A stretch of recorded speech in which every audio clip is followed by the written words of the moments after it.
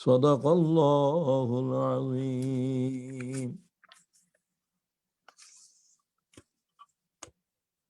NDF national doctors forum কর্তৃক আয়োজিত আজকের এই কোরআনিক আলোচনার শ্রদ্ধাভাজন অনুষ্ঠানের সঞ্চালক, সভাপতি, আজকের অনুষ্ঠানের বরেণ্য প্রধান অতিথি, লাইভ প্রোগ্রামে সম্পর্কিত বাংলাদেশ এবং সারা দুনিয়ার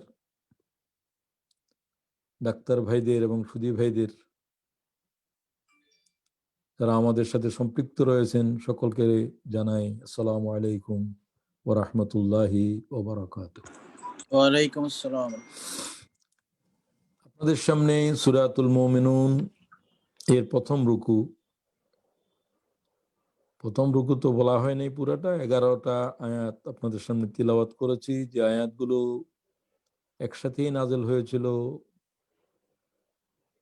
যে আয়াতগুলো সারা কোরআন শরীফের গুরুত্বপূর্ণ এবং বিশেষ, সব আয়াতগুলোই গুরুত্বপূর্ণ। বিশেষ বিশেষ দৃষ্টিকোণ থেকে এই আয়াতগুলো বিশেষভাবেই গুরুত্বপূর্ণ। যে আয়াত নাযিল হওয়ার পরে রাসূলুল্লাহ সাল্লাল্লাহু আলাইহি ওয়াসাল্লাম সিজদায় পড়েছিলেন এবং আল্লাহ তাআলার কাছে হাত তুলে আল্লাহ তাআলার পয়গম্বর দোয়া করেছিলেন, আল্লাহুম্মা জিদনা ওয়ালা তানকুসনা ওয়া আকরিমনা ওয়ালা তুহিন্না। হে আল্লাহ, আমাকে দেন, আমাকে বঞ্চিত করবেন না, আমাকে সম্মানিত করেন, আমাকে লাঞ্ছিত করেন না। ওয়া আতিনা ওয়ালা তাহরিমনা, আমাকে দান করুন, আমাকে বঞ্চিত করেন না। ওয়া সিরিনা ওয়ালা তুসির আলাইনা, আমাকে অগ্রাধিকার দিন, আমার উপরে অন্যকে অগ্রাধিকার দেবেন না। ওয়ারদিনা ওয়ারদিয়ান্না, ও আল্লাহ, আপনি আমাদের উপরে সন্তুষ্ট থাকেন, আপনার সন্তুষ্টি দিয়ে আমাদেরকে সন্তুষ্ট করেন। এটা মুনাজাত হিসাবে অত্যন্ত তাৎপর্যবহ। এই আয়াত নাযিল হওয়ার পরে নবী করিম সাল্লাল্লাহু আলাইহি ওয়াসাল্লাম আল্লাহর কাছে এই বলে মুনাজাত করেছিলেন। হাদিস শরীফে আরো রয়েছে, হযরত ওমর রাদিয়াল্লাহু তাআলা আনহু বলেন, এই আয়াত নাযিল হওয়ার পরে নবী করিম সাল্লাল্লাহু আলাইহি ওয়াসাল্লাম বললেন, লাকাদ উনজিলাত আলাইয়া আশারাতু আয়াত, আমার উপরে এমন 10টা আয়াত নাযিল হয়েছে, মান আকামাহুন্না দাখালাল জান্নাহ, এর ভিতরে যে 7টা গুণাবলী রয়েছে, এই গুণ যার ভিতরে আসবে দাখালাল জান্নাহ, এই গুণাবলী সম্পন্ন মানুষেরাই জান্নাতি। সুম্মা করা আলাইনা, অতঃপর রাসূলুল্লাহ পড়তে শুরু করলেন, কাদ আফলাহাল মুমিনুন। এটা পড়ে আমি যতটুকু পড়লাম তার আগের আয়াত পর্যন্ত, আল্লাযীনা ইয়ারসুনাল ফিরদাউস। নবী করিম সাল্লাল্লাহু আলাইহি ওয়াসাল্লাম বললেন, এই আয়াতের মানদণ্ডে আল্লাহর যে মুমিনেরা, বিশ্বাসীরা নিজেদের জীবন গড়বে, তাদেরকে জান্নাতের শুভ সংবাদ দাও। আমি এই জন্য বলেছিলাম, এই আয়াতগুলো শুধু মুমিনদের গুণাবলী নয়, জান্নাতীদের গুণাবলী। ওই সমস্ত মুমিন যাদেরকে জান্নাতি যাওয়ার পরে আল্লাহ রাসূল সাল্লাল্লাহু আলাইহি ওয়াসাল্লাম, ইমাম আহমদ বিশুদ্ধ সনদে এই হাদিস গ্রহণ করেছেন। আমি এই প্রসঙ্গে রাসূল পাকের আরেকটি হাদিস আপনাদেরকে জানাতে চাই এই আয়াতের উপরে। আমার কাছে সেটি আরো তাৎপর্যপূর্ণ। وعن عائشة حين سئلت كيف كان خلق رسول الله صلى الله عليه وسلم, আম্মা জান আয়েশাকে জিজ্ঞাসা করা হলো, কানা খুলুক রাসূলিল্লাহ, রাসূলুল্লাহ সাল্লাল্লাহু আলাইহি ওয়াসাল্লামের আখলাক কেমন ছিল? কালাত কানা খুলুকুহুল কোরআন, তোমরা কি কোরআন শরীফ পড়নি? রাসূলুল্লাহর আখলাক ছিল কোরআন শরীফ। ওয়ালাম্মা সাআলাহা ইবনু উখতিহা আন খুলুকিহি, হযরতে আব্দুল্লাহ ইবনে জুবাইর হযরত আয়েশার বড় বোনের ছেলে, যাকে আয়েশা ছেলে হিসেবে নিয়েছিলেন এবং আম্মা জানা আয়েশাকে যিনি আম্মা বলে ডাকতেন, তিনি বললেন, মা, কোরআন শরীফ যে রাসূলুল্লাহর আখলাক, এই কথাটা কি আপনি খুলে বলবেন, বুঝিয়ে বলবেন? কালাত লাহু, তাকে লক্ষ্য করে হযরতে আয়েশা সিদ্দিকা রাদিয়াল্লাহু তাআলা আনহা বললেন, আমা তাকরাউ সূরাতুল মুমিনুন, আব্দুল্লাহ, তুমি কি সূরাতুল মুমিনুন পড়নি? তিনি তো কোরআনের হাফেজ ছিলেন। ক্বালা বালা, অবশ্যই পড়েছি।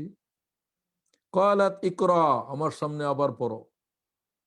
ফাকরা বিসমিল্লাহির রহমানির রহিম, ক্বাদ আফলাহাল মুমিনুন, আবার পড়তে শুরু করলেন। পড়তে পড়তে যখন পড়লেন, আল্লাযীনা ইয়ারসুনাল ফিরদাউস হুম ফিহা খালিদুন, ফালাম্মা ওয়াসালা ইলা হাযিহিল আয়া, এই আয়াত পর্যন্ত যাওয়ার পরে আম্মা জান আয়েশা বললেন, থেমে যাও, থেমে যাও।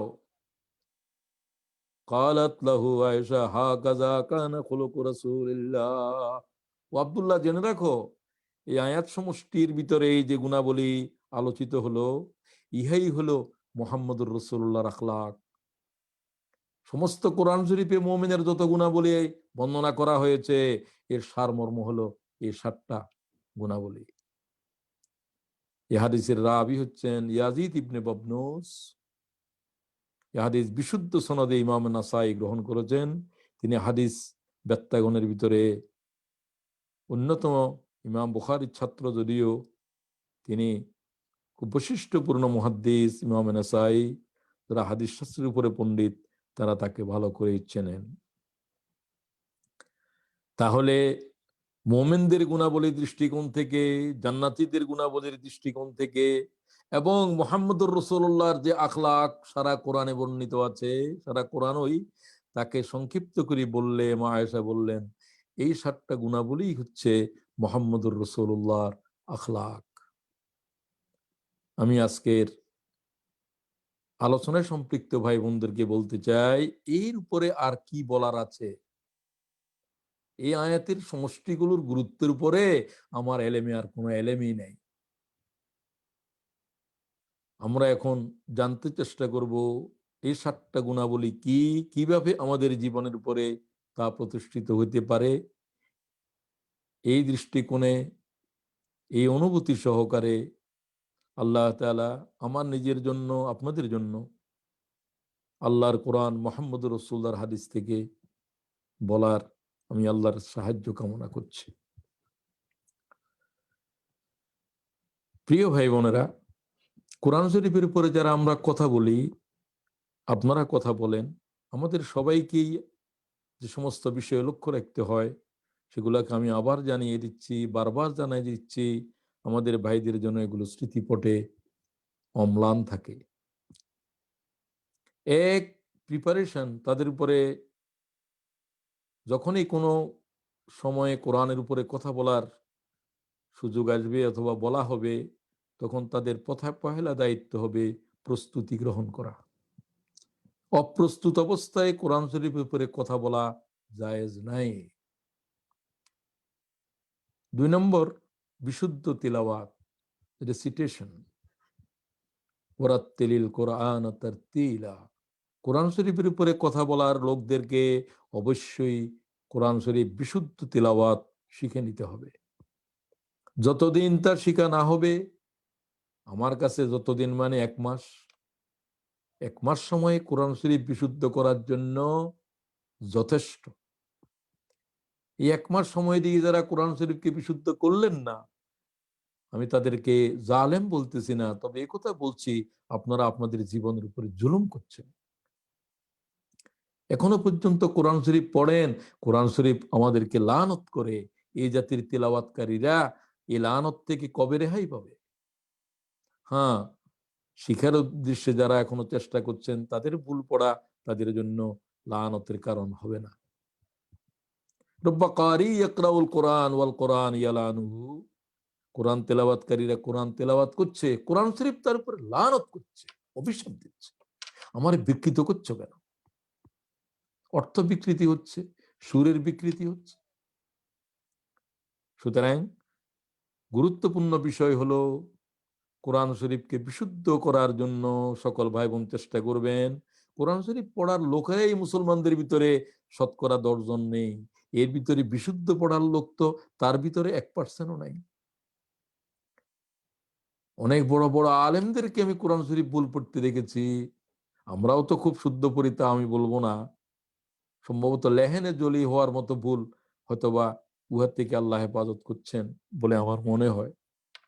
বাকি ভাইদের কি বলবো, কোরআন শরীফ বিশুদ্ধ করার জন্য হায়াতের যদি কোনো সময় না দিয়ে থাকেন, হায়াতের উপরে জুলুম হয়েছে। তৃতীয় হচ্ছে ইন্ট্রোডাকশন। যখনই কোরআন শরীফের আমরা কথা বলবো, এই আয়াতের পরে যে আয়াত আমি বলবো সেগুলা সম্পর্কে, যেমন সূরাতুল মুমিনুন মক্কি যুগে অবতীর্ণ হয়েছে, যখন রাসূলুল্লাহর উপরে, সাহাবীদের উপরে, ঈমানের উপরে অত্যাচারের পাহাড় নেমে এসেছিল ভেঙে, জ্বলন্ত অঙ্গারের উপরে সাহাবায়ে কেরামকে শুইয়ে রাখা হচ্ছিল, সেই অবস্থায় এই আয়াত নাযিল হচ্ছে সূরাতুল মুমিনুন। সুতরাং সেই পটভূমি, নাযিল হওয়ার ঘটনা, প্রেক্ষাপট বর্ণনা করা, এটাই কোরআনিক আলোচনার জন্য আরেকটি গুরুত্বপূর্ণ বিষয়। এরপরে ট্রান্সলেশন, যথার্থ অনুবাদ আমি এখন শুরু করব। আমি বলে দিলাম এরপরে কোরআন শরীফকে ট্রান্সলেশন করা এক অসাধ্য দুঃসাধ্য বিষয়। কোরআন শরীফের তাফসীর করা যত সহজ, কোরআন শরীফের অনুবাদ করা কঠিন, কঠিন এবং কঠিন। আমি বলতে চাই শুধু কঠিন নয়, এটা জেনে নেওয়া দরকার, কোরআন ইজ আনট্রান্সলেটেবল বুক। এটা ওই কিতাব যে কিতাবের কোনো অনুবাদ নাই। আল্লাহ তাআলা যে ভাষায়, যে ওজনে, যে রেটরিক্স, যে ব্যঞ্জনায়, যে অলংকারে কথা বলেছেন, সেই অলংকার, সেই ভাবাদর্শ, সেই ব্যঞ্জনা, সেই গাঁথনি, সেই যোজনা দিয়ে অনুবাদ করা অসাধ্য নয়, দুঃসাধ্য। আল্লামা সুয়ুতির ভাষায়, একটা পাহাড় বহন করে নিতে যদি কেউ আমাকে বলে, আমি চেষ্টা করব নিতে পারি কিনা হিমালয়ের পাহাড়কে। কিন্তু আমাকে যদি বলে কোরআন শরীফের একটা আয়াত অনুবাদ করো, আমি বলবো হিমালয় পর্বত বহন করার চাইতেও এটি আমার কাছে ভয়াল বিষয়। আমি জানি না সবাই আমার কথা বুঝতেছেন, আমি আশা করি। তারপরেও না বুঝার যদি কেউ থেকে থাকেন, পরবর্তীতে সময় থাকলে প্রশ্ন করবেন। আমি বেশি সময় আর দিতে পারছি না। কোরআন শরীফের অনুবাদ বলতে আমি কোনো একটা অথরাইজড ভার্সন নাই যে এটাই অনুবাদ। নো। 1000 বছর আগে, 500 বছর আগে যারা অনুবাদ করেছেন, তফসির করেছেন, তাদের তফসির এখন অনেক ঠিক আছে সেগুলো, কিন্তু সেগুলা অনেক অপূর্ণাঙ্গ, অনেক কম, অনেক কম, অনেক কম। Not comprehensive, not complete. Quran শরীফের আরো তর্জমা, আরো কথা এই আয়াতগুলোর ভিতরে রয়ে গিয়েছে, যেগুলো আজ থেকে 500 বছর আগের মানুষের এলেমই ছিল না। তখন প্রয়োজন ছিল না, তখন জ্ঞান ও বুদ্ধির ততটুকুই ছিল। সেগুলোর ব্যাখ্যা করার আমার সময় নেই। এগুলোর উপরে আমি কোরআন শরীফ কি এবং কেন এই আলোচনা করতে গিয়ে ইউটিউবে আলোচনা করেছি। এই আলোচনাটা আপনারা দেখে নেবেন। কোরআন শরীফ কি, কোরআন শরীফ কেন, কোরআন শরীফ কিভাবে, কিভাবে অধ্যয়ন, এই 3টি আলোচনা আমি ইউকে কসবা টিভিতে আলোচনা করেছি প্রায় 3 ঘন্টার উপরে, 3 দিন। আমি সবাইকে অনুরোধ করব, কোরআন শরীফের আলোচনা, কোরআন শরীফের এই কিতাবটাকে বুঝার জন্য এই আলোচনা আমাদের ভাইদের জন্যই আমি করেছি। আপনাদের জানা দরকার। নিয় সোয়াবের জন্য যারা কোরআন শরীফ পড়ে, তাদের না জানলেও চলবে, তাদের সোয়াব হবে। সোয়াবের জন্য কেউ যদি পড়েন, তারা যে কোরআন শরীফের উপরে কোনো অত্যাচার কি জুলুম করে, সেগুলো আমি বলতে গেলে বিভ্রান্তি আসবে, অনেকেরা ভুল বুঝবেন। আমি সেদিকে যাচ্ছি না। এটা সোয়াব হাসিল করার কিতাব নয়। রাসূলুল্লাহ ভাষায় ফাইন্না লাহু সওয়াবা, সোয়াব তোমরা খুঁজো কেন? সোয়াব তো এমনিই হবে। এটা ওই কিতাব যে কিতাবের দিকে নজর করা ইবাদত, যে কিতাবকে স্পর্শ করা ইবাদত, যে কিতাবকে স্পর্শ করার জন্যই পবিত্রতার ওযু করা প্রয়োজন হয়। এটার কিসের সোয়াবের হিসাব করেন আপনি? এটা তো সোয়াব হাসিল করার জন্য পৃথিবীতে আসে নাই, এটা সমগ্র পৃথিবীকে বদলা দিতে এসেছে। এটা আমার জিন্দেগিরে পাল্টাই দিতে এসেছে। এই বিষয়ের উপরে কোনো চিন্তাই করলেন না, শুধু খতমের পর খতম দিয়ে চলছেন। হায় হায়, তাবিজ বানান, তুমার করেন, গুলে গুলে খান। এর চাইতে বড় জুলুম এই কিতাবের উপরে আর কি হইতে পারে? একটা বর্ণ, একটা শব্দ, একটা আয়াত জানার প্রয়োজন বুঝলেন না। আল্লাহ বলছে এরা কি এদের অনুভূতির ভিতরে তালা মেরে দিয়েছে? আফালা ইয়াতাদাব্বারুনাল কোরআন আম আলা কুলুবিন আকফালুহা। তোমরা কি তোমাদের চিন্তা রাজ্যে তালা মেরে দিয়েছো যে সবকিছু বুঝবে, শুধু কোরআন শরীফ বুঝবে না? আলেমদের ভিতরে কিছু বিভ্রান্ত, আমি ইচ্ছা করি কিনা জানি না, নাকি না জেনে তারা বলে কোরআন শরীফ জানতে হলে, পড়তে হলে এই লাগবে, ওই লাগবে, 12 রকমের 13 রকমের উসুল লাগবে। এই সমস্ত কথার কোন দলিল আছে? সাহাবায়ে কেরামদের কি রাসূলুল্লাহ সাল্লাল্লাহু আলাইহি ওয়াসাল্লাম এরকম কথা বলছেন এই 13 উসুল লাগবে কোরআন শরীফ পড়তে, কোরআন শরীফ বুঝতে? সাহাবায়ে কেরামদের বেশিরভাগ মানুষ কম শিক্ষিত ছিলেন, বেশিরভাগ মানুষ আরবের বেদুইন। এদের ভিতরে লেখাপড়া জানা লোকের সংখ্যা হাতে গোনাও যাইত না। সুতরাং এরপরে আমি বলতে চাই, অনুবাদটার জন্য ইংরেজি এবং বাংলা কয়েকটা অনুবাদ আপনারা সাথে রাখবেন। আল্লামা ইউসুফ আলীর ইংরেজি অনুবাদ, মারমাদুক পিক্তেলের ইংরেজি অনুবাদ, অনুবাদের জগতের শীর্ষে। বাংলাদের ভিতরে তফিমুল কোরআন, শব্দার্থে আল কোরআন, মতিউর রহমান খান, তিনি এই ক্ষেত্রে বড় অবদান রেখেছেন। তর্জমাটা তফিমুল কোরআন থেকে নিয়েছেন। তফিমুল কোরআন আধুনিক ভাষায় আল্লাহর কোরআনের প্রাণবন্ত করে উপস্থাপন করেছে। আরো আছে, মারেফুল কোরআনও দেখতে পারেন। ইসলামিক ফাউন্ডেশন কোরআন শরীফের যে অনুবাদ করেছে 30 জনের বিজ্ঞ পণ্ডিতদের সমন্বয়, এটা ভালো অনুবাদ হয়েছে। আল কোরআন একাডেমির অনুবাদ দেখতে পারেন, সেটাও ভালো হয়েছে। তবে কোনোটাকে আমি পূর্ণাঙ্গ বলতে পারছি না। সবটাই দেখার পরে, বেশিরভাগ দেখার পরে আপনার ভিতরে যেটা জ্ঞান পয়দা হবে ওটাই অনুবাদ। আমি বলবো না যে আল্লামা রাজির অনুবাদ যথার্থ, আমি বলবো না যে তাফহিমুল কোরআন অনুবাদ যথার্থ। এটা কোরআন শরীফ সম্পর্কে আমার যতটুকু এলেম, ততটুকু এলেমের কসম খেয়ে বলছি যে কোনো একটা বিশেষ অনুবাদ নাই হইতে পারে না। আজকে যেটাকে বলছেন ভালো, 5 বছর পরে সেই অনুবাদটাই আমি বলবো যে এটা এখনের জন্য আর উপযোগী নাই। এটাই কোরআন শরীফের মুজিজা। এটাকে তামাম জীবন শুধু বুঝতে হবে, তামাম জীবন বুঝার পরে দেখতে হবে যে আরো বুঝার আছে, আরো বুঝার আছে। এটা কি জাতের কিতাব, সেটা আমার আলোচনাটা একটু শুনিয়েন আপনারা, আপনারা নিজেরা চিন্তা করলেও বুঝতে পারবেন। যাই হোক, এরপরে 5 নম্বরে তাফসীর। যখন কোনো আয়াত আমরা পড়বো বা আজকে যেগুলো পড়লাম এগুলোর ব্যাখ্যা যখন দেব, কোরআন শরীফেই কোরআন শরীফের ব্যাখ্যা। আল্লাহ কোথাকে রিপিট করছে কেন? কোরআন শরীফে বারবার রিপিট করে নাই, কোরআন শরীফের তাফসীর করেছে আল্লাহ তাআলা। সুম্মা ইন্না আলাইনা বায়ানা, হে মুহাম্মদ কোরআন শরীফের বয়ান, কোরআন শরীফের তাফসীর আমি করব, আমি আমার কিতাবে করে দিয়েছি। এটা কিতাবুম মুবিন। সবাই এটার অনুবাদ করলো বাংলা ভাষায়, সুস্পষ্ট অনুবাদ। অথচ রিবার্টেড একজন মুসলমান ইহুদি ধর্ম থেকে এসেছে, কি জাতের বুঝছে আল্লাহর কোরআনের, সে হাফিজুল কোরআন, হাফিজুল হাদিস, লিওপোল্ড উইস, তার মুসলমানের নাম হচ্ছে আল্লামা আসাদ। আমি পাশ্চাত্য দুনিয়ার জগতের পণ্ডিতদের ভিতরে আসাদের মোকাবেলা করার কোন মানব আমার এলেমে জানা নাই। তার মেসেজ অব দ্য কোরআন পড়েন, তিনি কিতাবুম মুবিনের ব্যাখ্যা দিচ্ছেন, সেলফ এক্সপ্লেইন বুক। একেবারে বিশুদ্ধ তরজমা বলে আমার মনে হয়েছে, কিতাবুম মুবিন, সেলফ এক্সপ্লেইন বুক। যে কিতাব নিজের ব্যাখ্যা নিজেই করে দেয়, নিজকে নিজে স্পষ্ট করে দেয়। সুবহানাল্লাহি ওয়া বিহামদিহি। আমার কলিজা ঠান্ডা হয়ে গেছে। তার এই নামের উপরেই আমি যে কোরআন শরীফের তফসিরে হাত দিয়েছি সম্পাদনায়, এটার নামও দিয়েছি আমি কিতাবুম মুবিন, সেলফ এক্সপ্লেইন বুক।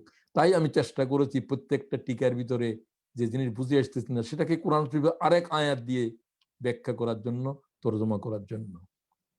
আমি আল্লাহর কাছে হায়াত চাই।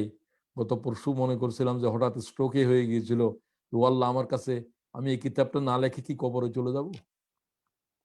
আল্লাহ তোমার কাছে হায়াতে ভিক্ষা করছি। এই হচ্ছে মনে হয় আমার জীবনের সবচেয়ে গুরুত্বপূর্ণ বিষয়, যে কোরআন শরীফের কিতাব ও মুবিনকে সম্পাদন করে আমি যদি যেতে পারি, আমার মনে হয় আমার কলিজা ঠান্ডা হবে। আমি আপনাদের কাছে দোয়াও চাই। তাফসীর করতে হবে হাদিসকে সামনে নিয়ে। কোরআন শরীফের যে আলোচনা করার পরে আপনি বুঝতে পারলেন না, যার উপরে কোরআন অবতীর্ণ হয়েছে তার সাহায্য চাইবেন, হাদিস খুলবেন। হাদিস নিজে নিজে কোনো কিতাব নয়, শুধু হাদিস পড়ে। হাদিস কি পড়েন আপনি? হাদিস তো কোরআন শরীফকে বুঝার জন্য। টেক্সট না পড়ে শুধু হাদিস পড়তে আছে। পড়ার মধ্যে যে কি অন্ধত্ব চলছে! আমি বলি কোরআন শরীফ পড়ার সময় যে শব্দ আসবে আকিমুস সালাত, তখন সালাতের অধ্যায়ে যাও, সালাত বিষয়ে হাদিসে কি বলছে। তাকওয়া সম্পর্কে যখন আমরা কোরআন শরীফে বলবো লাআল্লাকুম তাত্তাকুন, তখন আমি দেখবো যে তাকওয়া সম্পর্কে রাসূলুল্লাহ সাল্লাল্লাহু আলাইহি ওয়াসাল্লামের হাদিস কি বলছে, ব্যাখ্যা শোনার জন্য। আরে ব্যাখ্যাটাকে কিতাব বুঝেছে, আর নিজেদেরকে দাবি করছে আমরা কিতাবের পণ্ডিত, ইসলামের পণ্ডিত, আমরা আহলুল হাদিস। তোমরা আসলে পাগল ছাগল কিনা আল্লাহ তাআলাই ভালো জানে। আমি বলি, তোমরা আল্লাহ তাআলার কোরআন শরীফটাকে, যেটা টেক্সট বুক, দুনিয়াতে আল্লাহ একটাই টেক্সট বুক নাযিল করেছে। তৌরাত কোনো টেক্সট বুক নয়, ইনজিল কোনো টেক্সট বুক নয়, এগুলোকে আল্লাহ কিতাবই বলেন নাই। আল্লাহ বলছে একটা কিতাব, যে কিতাবকে জালিকাল কিতাব বলছে, ওই কিতাব, যে কিতাবেই কিতাব, যে কিতাবের কথা 1,00,000 পয়গম্বর তোমাদেরকে বলছে যে আখেরি কিতাব, আখেরি পয়গম্বর আসতেছে। কোরআন শরীফটার আগে কোনো কিতাবই জগতের উপরে ছিল না। আল্লাহ কোনো কিতাবই আর নাযিল করেন নাই, একটাই কিতাব। আমি কেন তৌরাতকে কিতাব বলি নাই, ইনজিলকে বলি নাই, এগুলোর ব্যাখ্যা দেওয়ার কি আমার সময় আছে? এই জন্য আমি বলি, কথা বুঝার জন্য কিছু কথা আগের থেকে বুঝে আসতে হবে। আমি মনে করি আমি যাদের কাছে কথা বলছি তারা এতটুকু বোদ্ধা।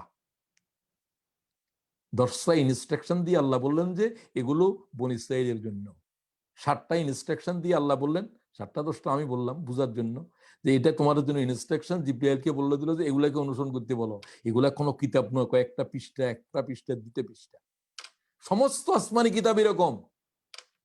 আল্লাহ শুধু একটা কিতাব নাযিল করেছে, যেটা কোরআন, তিবয়ানান লিকুল্লি শাই, যে কিতাবের প্রতিটি লাইনে, প্রতিটি বাক্যের ভিতরে হাজার হাজার কিতাব ঘুমিয়ে আছে। হাজার হাজার তো কম বললাম। আল্লাহ বলছে সপ্ত দরিয়ার কালি শুকিয়ে যাবে একটা আয়াতের বর্ণনা করতে, কত হাজার কিতাব লেখা যাবে, তুমি লেখো গিয়া। কুল্লাউ কানাল বাহরু মিদাদাল লিকালিমাতি রাব্বি লানাফিদাল বাহরু ক্বাবলা আন তানফাদা কালিমাতু রাব্বি ওয়ালাউ জিনা বিমিসলিহি মাদাদা। আজ পর্যন্ত যত তাফসীরকারী কথা বলেছেন এই আয়াতের উপরে, সেগুলোও আপনাকে জানতে হবে। তাহলে কোরআন, হাদিস এবং তাফসীরবিদগণের উলুমকে জমা করে কোরআনের আয়াতের ব্যাখ্যা করতে হবে। এরপরে শিক্ষা। শিক্ষার কোনো কিতাব নাই। শিক্ষার কিতাব হলো যে আপনার মগজ, তফক্কুর, তদব্বুর। কতটুকু আপনার ভাবনার ক্ষমতা আছে, অতটুকু শিক্ষাই আপনি কোরআন শরীফ থেকে নিতে পারবেন। সর্বশেষ হলো অ্যাপ্লিকেশন।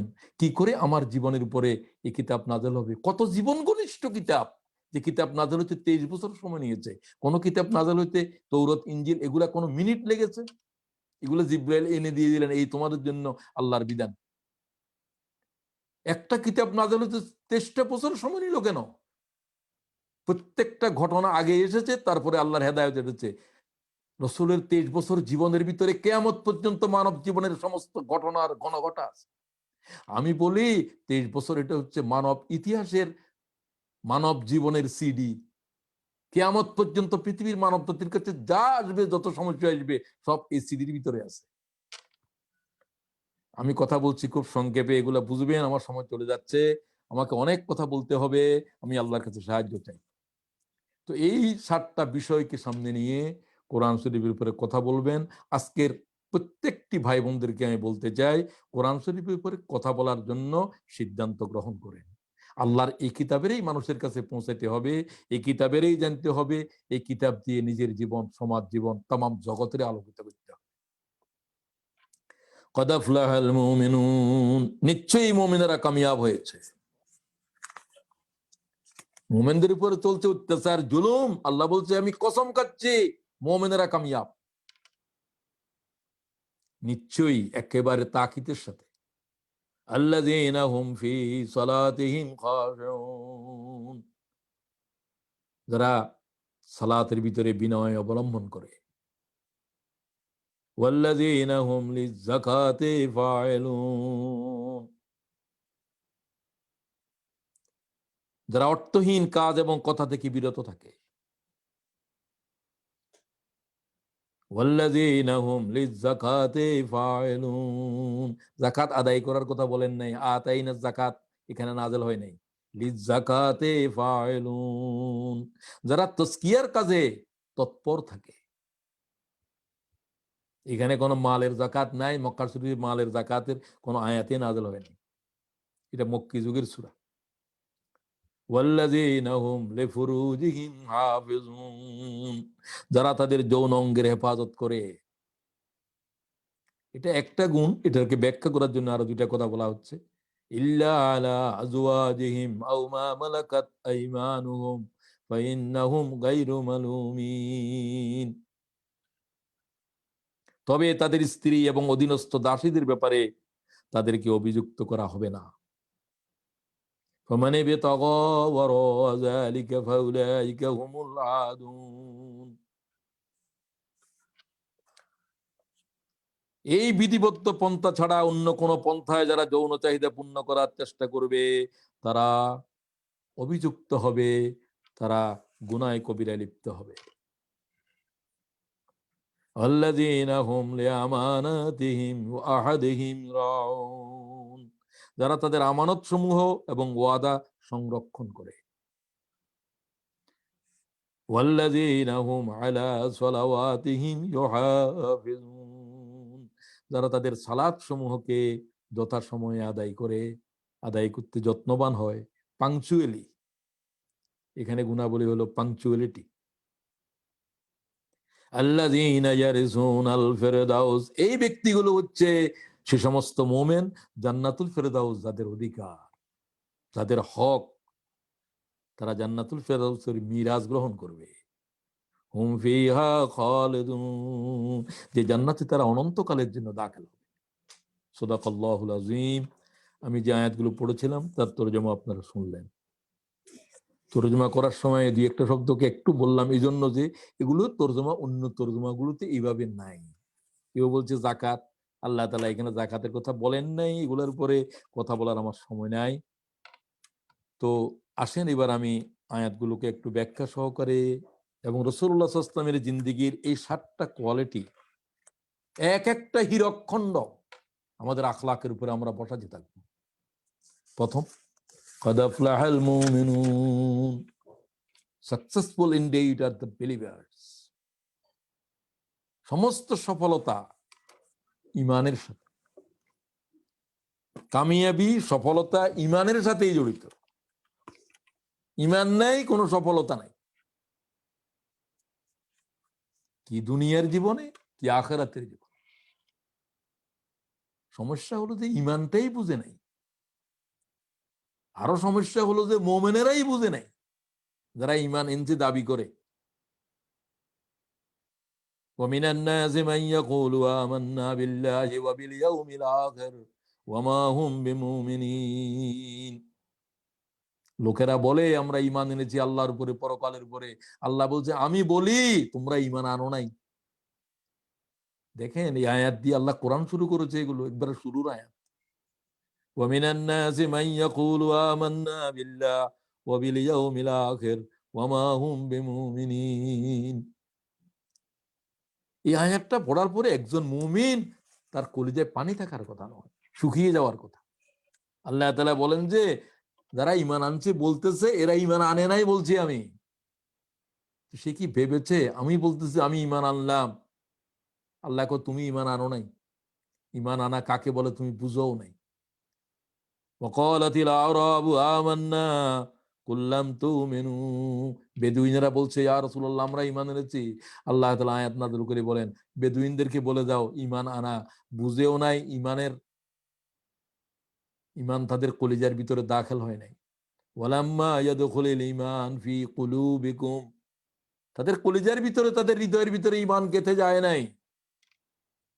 তো ঈমান গেঁথে যাওয়া কি জিনিস সেটা তো সে বুঝেও নাই। হায়াতে তো 70 বছর চলছে, এই অবস্থাতে দুনিয়া থেকে চলেও যাবে। অথচ আল্লাহ বলছে ওয়ামা হুম বিমুমিনিন, তুমি মুমিনের ভিতরে দাখিল হও নাই। তো আমার কি ভাবার উচিত ছিল না আমি কি ঈমানটা এনলাম কোরআন শরীফের দৃষ্টিকোণ থেকে? আমি তো বলতেছি যে আমার সোনা খাঁটি, আমি কি কষ্টি পাথরে দেখেছি আমার সোনার ভিতরে খাঁট কত? এটা কি অ্যালয়েড না আনঅ্যালয়েড? এটা কি আসলে কি স্বর্ণ না গ্লিটারিং থিংস? কোন জিনিস মনে হচ্ছে স্বর্ণ, আসলে স্বর্ণ নয়। তো আল্লাহ তাআলার কোরআন যাদেরকে মুমিন বলে সেই মানদণ্ডেই মুমিন হওয়া লাগবে। সেই মানদণ্ড আল্লাহ কোরআন শরীফ হুজুরাতে বলেছেন 15 আয়াতে, ইন্নামাল মুমিনুনা আল্লাযীনা আমানু বিল্লাহি ওয়া রাসূলিহি সুম্মা লাম ইয়ারতাবু ওয়াজাহাদু বিআমওয়ালিহিম ওয়া আনফুসিহিম ফি সাবিলিল্লাহ উলাইকা হুমুস সাদিকুন। এই বৈশিষ্ট্যগুলো বলার পর আল্লাহ বললেন এলাই হচ্ছে মুমিনে সাদেক, সত্যবাদী মুমিন। আপনার ইউটিউবের বক্তব্য শুনলে মনে হয় দুনিয়াতে শুধু আপনিই মোমেন আর কেউ মোমেন নয়। আপনি ইমানওয়ালা কাজ করেন, আপনি যে ইমান বুঝেন নাই এই কথাও বুঝেন নাই। ও আল্লাহ তাআলা আমাকেও মাফ করো, ভাইদেরকেও মাফ করো। ও আল্লাহ তাআলা ইমানের দৌলতে তুমি বুঝ দাও। ইমান তো আনতে হবে গায়েবের উপরে, সে তো গায়েবও চিনে না। ইউমিনুনা বিল গায়ব, গায়েব কি? এগুলো এত লম্বা সূরা বিষয় যে এগুলোর উপর আমি কথা বলতে পারবো না। আমি দীর্ঘ আলোচনা করেছি ঈমান কি, ঈমান কেন, ঈমান কিভাবে। শত শত আলোচনা এখন ইউটিউবে আপনারা পাবেন। আমার এই আলোচনাটাও আমি আমাদের ভাইদের জন্য আমি অনুরোধ করছি। ঈমানের উপরে আমার প্রায় 2-2.5 ঘন্টা 3 ঘন্টার আলোচনা রয়েছে একবারে ধারাবাহিকভাবে। ঈমান কি সেখানে সেটার বর্ণনা আছে। সব কথা কোরআন এবং হাদিস থেকে বলার চেষ্টা করা হয়েছে। আজকে শুধু এতটুকুই বলি, রাসূলুল্লাহর সামনে যখন জিবরাইল বলল মুহাম্মদ আখবিরনি আনিল ঈমান, আমাকে ঈমান সম্পর্কে বলো। ক্বালা আন তু'মিনা বিল্লাহি ওয়া মালাইকাতিহি ওয়া কুতুবিহি ওয়া রুসুলিহি ওয়া তু'মিনা বিল কদরি খাইরিহি ওয়া শাররিহি। ক্বালা সাদাকতা, সঠিক বলছো। মুহাম্মদ রাসূলুল্লাহ জবাব দে আর জিবরাইল কয় যা বলছেন সঠিক বলছেন। এর উপরে ঈমানের সংজ্ঞা কি আর কেউ দিলে হবে? এগুলোই তো। এই 7টা শতসিদ্ধ বিষয়কে হৃদয়ের উপরে গেঁথে নিতে হবে। পাথরের উপরে খোদাই করলে যেরকম পাথর না ভাঙ্গা পর্যন্ত খোদাই তোলা যাবে না, হৃদয়ের ভিতরে এটা এইভাবে ঢুকাইতে হবে। সাহাবারা ঢুকিয়েছিলেন জ্বলন্ত আগুনের ভিতরে। হযরত বেলাল আহাত আহাত আহাত করতেছে কেন? ঈমান এইভাবে ঢুকেছে যে জ্বলন্ত আগুন ঢুকে যাচ্ছে, ঈমান বের হচ্ছে না। রাসূলুল্লাহ বলেন এদের মাথার উপরে করাত রাখা হয়েছিল তোমাদের পূর্বে যারা ঈমান এনেছিল। বলছে ঈমান ছাড়ো। বলছে ঈমান ছাড়বো না। ঈমান তো ছাড়া যায় না, আনা যায় ছাড়া যায় না, মরা যায়। মরা যায় ছাড়া যায় না। তো কি? তো জীবন্ত মানুষের উপরে করাত তুলতে শুরু করলো, দ্বিখণ্ডিত হয়ে গেল লাশ। রাসূলুল্লাহ বলেন তাদের কলিজা থেকে ঈমান বের করা যায় নাই। হাড্ডি থেকে গোশত যেরকম টেনে বের করা হয়েছিল, তারপরে বলছে ঈমান কি ছাড়বি না? ছাড়বো না। খুব ভালো করে বুঝে নেন ঈমান কারে কয়, ঈমান কিভাবে কলিজার ভিতরে ঢুকাইতে হবে। কি ফাঁসি, কি অত্যাচার! হাড্ডি থেকে গোশত আদায় করলে জুদা করার পরে ঈমান বের করা যাবে না। বিশুদ্ধভাবে ইমাম বুখারী হাদিস গ্রহণ করেছেন।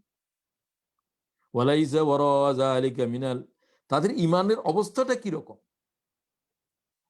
আমাদের যে ঈমান এটা তো আসলে কোনো জীবন্ত ঈমান অনেকেরই নাই। ঈমান আছে হয়তো মৃত অবস্থায় আছে।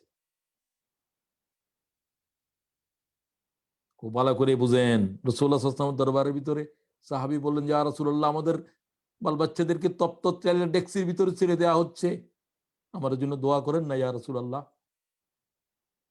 রাসূলুল্লাহ কাবা ঘরের ছায়ার ভিতরে বসে গেলেন আল্লাহর পয়গম্বর। খাব্বাব, কি হয়েছে তোমার? ইয়া রাসূলুল্লাহ, আমাদের জন্য দোয়া করেন। নবী পাক সাল্লাল্লাহু আলাইহি ওয়াসাল্লাম বললেন, তোমাদের পূর্বে যারা ঈমান এনেছিল তাদের খবর জানো? তাদের মাথার উপরে করাত রেখে বলছে ঈমান ছাড়ো, তারা বলছে ঈমান ছাড়বো না। ফায়ুশাক্কু বিইসনাইন, তারা দুই টুকরা হয়ে গিয়েছে। ফায়ুশাক্কু বিইসনাইন ওমা ইয়াসুদ্দুহু যালিকা আন দীনিহি, লাশ নয় জীবন্ত মানব দু টুকরো হয়ে গিয়েছে, তাদের কলিজা থেকে ঈমান বের করা যায় নাই। ক্বালা রাসূলুল্লাহ, রাওয়াহুল বুখারী। ওয়া ইউমশাতু বিআমশাতিল হাদীদ, তাদের জন্য লোহার চিরুনি আনা হয়েছে। খাব্বাবকে বলা হচ্ছে কি জাতের মজলুম সাহাবী। নবী পাক সাল্লাল্লাহু আলাইহি ওয়াসাল্লাম বললেন, ওয়া ইউমশাতু বিআমশাতিল হাদীদ মা দুনা লাহমি মিন আযমিন ওয়া আসাবিন ওয়া মা ইয়াসুদ্দুহু যালিকা আন দীনি, হাড্ডি থেকে তাদের গোশত জুদা করা হয়েছে, আল্লাহর কসম তাদের হৃদয় থেকে ঈমানকে জুদা করা যায় নাই। কি মনে করেন হাদিসটা পড়ার তো সব সহজ মনে হয়েছে, বিষয়টা কি সহজ? ও খাব্বাব, এই ধরনের একদল মানুষ যতদিন কায়েম না হবে দুনিয়ার পরে, যাদের কলিজা থেকে ঈমান বের করা যাবে না, তাদেরকে লাশ করা যাবে, তাদেরকে জীবন্ত মাটিতে দাফন করা যাবে, তাদেরকে ফাঁসির কাস্টে ঝুলিয়ে দেওয়া যাবে, তাদের কলিজা থেকে ঈমান বের করা যাবে না। ওয়াল্লাহ লা ইউতিম্মান্না হাযাল আমর, এই জাতের একদল মানুষ যেদিন সৃষ্টি হয়ে যাবে, আল্লাহর কসম সেদিন আল্লাহর দিন বিজয় হয়ে যাবে। সেই ঈমান লাগবে। সেই ঈমানের পরিপূর্ণতা কিসে? মানা হাব্বা লিল্লাহি ওয়া আবগাযা লিল্লাহ ওয়া আতা লিল্লাহি ওয়া মানা লিল্লাহ ফাকাদ ইসতাকমালাল ঈমান। ভালোবাসবে আল্লাহর কারণে, ছেলে না মেয়ে জিজ্ঞাসা করবে না। ছেলের কারণে কোনো ভালোবাসা নাই, আল্লাহর দিন থাকলে ভালোবাসা। আমার কিস্তিতে উঠো, তা না হলে তুমি ডুবে যাবে, আল্লাহ তামাম পৃথিবীকে ডুবাই দেবে। কেনান বলল, আমি পাহাড়ের উপরে আশ্রয় নিব। আল্লাহ কয়, কোন কেনানের তুমি ডাকতেছ কিস্তির উপরে? লাইসা মিনা আলিক, সে তোমার আহাল নয়। ঈমান আনে নাই, তোমার ছেলে নয়, তোমার আহাল নয়। তারে আহাল বললে পয়গাম্বরই থাকবে না। নূহ আলাইহিস সালাম আল্লাহর কাছে ক্ষমা চাইলেন, পরওয়ারদিগার আমাকে মাফ করে দেন। চোখের সামনে নিজের আওলাদ নিরুদ্দেশ হয়ে গেল। যে বন্যা সমগ্র পৃথিবীকে ডুবিয়ে রেখেছিল 6 মাস, তাম পৃথিবীর আসমানের নিচে সাগর ছাড়া আর কিছু ছিল না। আপনি কি আজ ঈমান বুঝেছেন? আমি কি ঈমান বুঝেছি? আমার ভালোবাসা কি ঈমানের কারণে? ওয়া আবগাযা লিল্লাহ, ভালোবাসবো না কেন কোনো জিনিসকে, কোনো ব্যক্তিকে, কোনো কিছুকে? আল্লাহ নাই, দিন নাই, ভালোবাসা নাই, তোমাকে তোমার সাথে সম্পর্ক নাই। ওয়া আবগাযা লিল্লাহ ওয়া আতা লিল্লাহ ওয়া মানা লিল্লাহ, এই 4টে মানদণ্ডে ঈমানের পরীক্ষা করতে হবে। ফাকাদ ইসতাকমালাল ঈমান, এই মানদণ্ডে উতরে যে দিয়ে দিয়েছে তার ঈমান পরিপূর্ণ হয়েছে। এই ঈমানের দাবি হচ্ছে ইস্তেকামত, এই ঈমানের দাবি হচ্ছে শাহাদাত, এই ঈমানের দাবি হচ্ছে ইয়াকিন পয়দা করা। প্রতিদিন ঈমান আনো, প্রতিদিন ঈমান আনো, এটা ঈমানের দাবি। ইয়া আইয়ুহাল্লাযীনা আমানু আমিনু, O the believers, believe again, believe again, believe again. Quran শরীফের আয়াত কি বুঝেছি? আল্লাহ বলছে প্রতিদিন ঈমান আনার জন্য। সে কয়, আমি তো ঈমান আনছি। তুমি ঈমান আনো নাই। ঈমান আনা তাকেই বলে যে প্রতিদিন ঈমান আনো। গতকালে ঈমান আনছি, আজকেও ঈমান আনো, মরণ পর্যন্ত শুধু ঈমান আনতে থাকো, ঈমানকে চার্জ দিতে থাকো। কি দিয়ে? কোরআন শরীফ দিয়ে। ওয়াইজা তুলিয়াত আলাইহিম আয়াতু যাদাতুহুম ঈমানা, কোরআন শরীফের আয়াত যত তেলাওয়াত করবে, শুনবে, তোমার ঈমান, ঈমানের ভিতরে চার্জ হতে থাকবে, ঈমান জীবন্ত হতে থাকবে। কোরআন শরীফের পৃষ্ঠা খুলে দেখলো না, কোরআন শরীফে কি বলে, বলেও না, কি কিতাব একটা পড়ে, কদে ঈমানওয়ালা কাজ করে। আমি খোদার কসম কে বলতেছি যে এই ঈমান বুঝেও নাই। ও আল্লাহ তাআলা, তার তুমি বুঝ দাও, আমার দেওয়া সম্ভব নয়। কোরআন শরীফ পড়লে না, আল্লাহ তাআলা ঈমানের ফয়সালা, ঈমানেরই কিতাব এটা, এটাই ঈমানকে তাজা করে। কোরআন শরীফে স্পষ্ট আয়াত, ওয়াইযা তুলিয়াত আলাইহিম আয়াতুহু যাদাতুহুম ঈমানা। দুটো জিনিস ইমানের ভিতরে জিয়াদতি আনে, ইমানের শক্তি বৃদ্ধি করে, জিহাদ এবং কোরআন। এই দুইটার সাথে কোনো সম্পর্ক নাই। জিহাদের নাম শুনলে চেহারা কালো করে, কোরআন শরীফের কথা বলছে না আমার ওযু নাই, গোসল নাই, আমাকে এই 12 নম্বর 13 নম্বর 14 নম্বর পর্যন্ত শর্ত লাগবো কোরআন শরীফের অনুবাদ করতে বুঝতে। কি সবক শয়তানে দিয়ে দিল! ইবলিস যে কি জাতের ইবলিস, খুব ভালো করে বুঝেন। আমার সময় নেই সেগুলা বলার। ইমানের দাবি হচ্ছে ইস্তেকামত। আমাদেরকে ইমানের উপর দিয়ে অত্যাচার, জুলুম যা কিছু আসবে এক চুল হটাতে পারবে না। ইন্নাল্লাযীনা ক্বালু রাব্বুনাল্লাহ সুম্মা ইসতাকামু, ইমানের উপরে তারা দাঁড়ালো। সুম্মা, ইমান আনলাম না, অতঃপর তারা ইমানের উপরে দাঁড়ালো। দাঁড়াইলাম না পালাইলাম? প্রোগ্রামে ডাকলে আসুন না, যাইতে সময় দিতে বললে সময় নেই। খোদার দিন মানুষের কাছে পৌঁছে দেওয়ার জন্য আপনার সময় নেই, শুধু রুগী দেখার সময় আছে। তুমি যে কত জবরদস্ত রুগী, তোমার ভিতরে তো ইমানের কঠিন ব্যাধি। তুমি কি চিকিৎসা করো? তুমি আগে নিজের চিকিৎসা করো। তোমার রোগের নাম হলো নেফাক, ফি কুলুবিহিম মারাদুন, তাদের হৃদয়ের ভিতরে ইমান নাই, রোগ আছে। কি রোগ? মুনাফিকের রোগ। তো মুনাফিকি কি দেখা যায়? রোগ কি দেখা যায়? রোগের আলামতে না দেখা যায়? সব জিনিস আপনার কাছে তিতা লাগতেছে, কম্প দিয়ে জ্বর আসে, আপনি তো বুঝতে হবে যে ম্যালেরিয়ার আলামত দেখা যাচ্ছে। জ্বর আসে, জ্বর ছেড়ে যায়, আবার জ্বর আসে, কম্প আসে। আপনার ভিতরে আলামত আছে কিনা? 3টা আলামত দেখলে বুঝবেন যে আপনার কলবের ভিতরে ইমান নাই, মুনাফিকই আছে। হ্যাঁ, যদি 3টাই পাওয়া যায়, হুজুর বলছে মুনাফিকুন খালেসা, পরিপূর্ণ মুনাফিক, যাদেরকে আল্লাহর ভাষায় কাফের বলা হয়। এদের কোনো ইমান আল্লাহ তাআলা গ্রহণই করে না। আয়াতুল মুনাফিক সালাস, মুনাফিকের রোগ চিনবা যে 3টা আলামত দেখা গেলে। ডাক্তাররা যেরকম আলামত দেখে রোগ চিহ্নিত করে। এক, ইজা হাদ্দাসা কাযাবা, কথা বললে মিথ্যা বলে। শুধু এই মানদণ্ডে শতকরা কয়জন মুসলমান টিকবে? ইজা হাদ্দাসা কাযাবা ওয়া ইজা ওয়াদা আখলাফা ওয়া ইজা উতুমিনা খানা, ওয়াদা করলে খেলাপ করে, আমানতের খেয়ানত করে। আর 4 নম্বরের আরেক হাদিসের ভিতরে আছে যে মেজাজ গরম হইলে ফায়েসা কথা বলে, গালাগালি করে মানুষ। হুজুর বলেন এই 4টা জিনিস পাওয়া গেলে মুনাফিকুন খালেসা, একেবারে নিরেট মুনাফিক। রাওয়াহুল বুখারী। আর যদি একটা থাকে, একটা লক্ষণ, 2টা লক্ষণ, 3টা লক্ষণ, এই লক্ষণ বিশিষ্ট মুমিনদের সংখ্যাই হলো শতকরা 99.99। আমি আমাকে শুদ্ধ বলছি। মুনাফিকের জন্য যে খোদার জাহান্নাম নয়, জাহান্নামের একেবারে যেখানে বেশি দাহ, ইন্নাল মুনাফিকিনা ফি দারকিল আসফালি মিনান নার। আজকের পৃথিবীর মুমিনদের সবচেয়ে ভয়াল রোগ নেফাক। কিসের মুসলমান? ইজা জাকাল মুনাফিকুন ক্বালু নাশহাদু ইন্নাকা লারাসূলুল্লাহ ওয়াল্লাহু ইয়াশহাদু ইন্নাল মুনাফিকিনা লাকাযিবুন। মুনাফিকরা রাসূলের দরবারে আসি বলে, ইয়া রাসূল আমরা ঈমান আনছি, হুজুর পিছে নামাজ পড়ে, রোজা রাখে, রোজা রাখে। আল্লাহ কয় এদের ঈমান নাই, ঈমান নাই, এদের জানাজার নামাজও হারাম। অথচ তারা রাসূলের পিছে নামাজ পড়ে, কোরআন শরীফের তাফসীর করে। কি তাফসীর করে? এগুলো তো রাসূলের পিছে নামাজ পড়ে যে মানুষ, এরকম মানুষ পর্যন্ত মুনাফিক। আপনি এই রোগ থেকে কি রেহাই আছে? কোরআন শরীফ ছাড়া এই রোগ থেকে কিছু রেহাই দিতে পারবে না। সুতরাং আল্লাহ তাআলা আমাদেরকে ইমানে খালেস বকশিশ করো। আমি আর সময় নেই, 1 ঘন্টা প্রায় চলেই যাচ্ছে। 1 নম্বরের গুণ, রাসূলুল্লাহ সাল্লাল্লাহু আলাইহি ওয়াসাল্লামের আখলাকের পহেলা জিনিস হলো ইমান।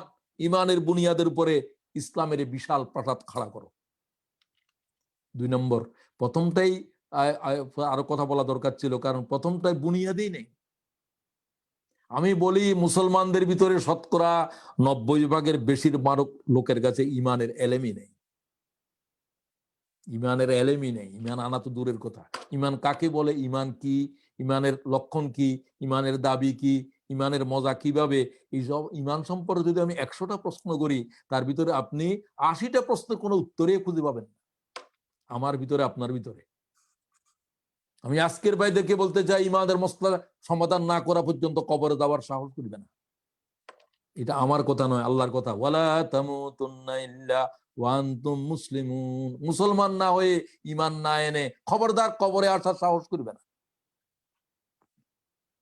2 নম্বর, আল্লাযীনা হুম ফি সালাতিহিম খাশিউন, হু আর হাম্বল ইন দেয়ার প্রেয়ার্স। আমাদের আখলাকের 2 নম্বর, জান্নাতীদের 2 নম্বর গুণ, রাসূলুল্লাহর আখলাকের 2 নম্বর জিনিস, সালাতে বিনয় অবলম্বন করা। সালাত বলা হয় নাই, সালাতিহিম খাশিউন। সালাতের ভিতরে বিনয়, খুশু অবলম্বন করো। খুশু হচ্ছে সালাতের জীবন। সালাতের ভিতরে শুধু দাড়ি চুলকাও, শার্টের বুতাম পরো, বেখেয়াল, অমনোযোগী, এদিকে সেদিকে তাকায়, কি সালাতের খুশু? এটা কি সালাত? এটা তো গাফেলদের নামাজ, মুনাফিকদের নামাজ। আল্লাহ তাআলা এই নামাজ তার উপরে ছুড়ে মারে। আল্লাহ কয়, আফসোস এই সমস্ত মুসল্লির জন্য।